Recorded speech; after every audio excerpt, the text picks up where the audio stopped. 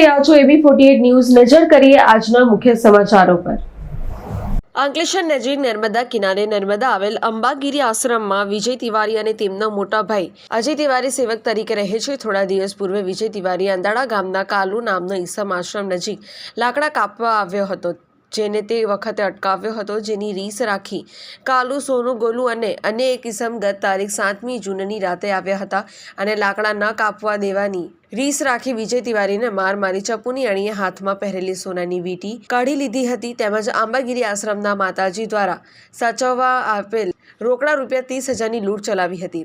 આ સાથે જ તેમના ભાઈ અજય તિવારીને પણ માર મારી ફરાર થઈ ગયા હતા। બનાવ અંગે બી ડિવિઝન પોલીસે લૂંટની ફરિયાદ નોંધી ગટખોલ પાટિયા પાસે આવેલ મેઘના એપાર્ટમેન્ટ ખાતે રહેતો મન તુકારામ વેરફેર, દીપક રાજુ શાહ અને સાગર દશરથ તાબે તથા સુમિત રમેશ વસાવા નામના આરોપીને ધરપકડ કરી ચારેય વિરુદ્ધ કાયદેસરની કાર્યવાહી હાથ ધરી છે। Pintu Modi, AB48 news, Ankleshwar.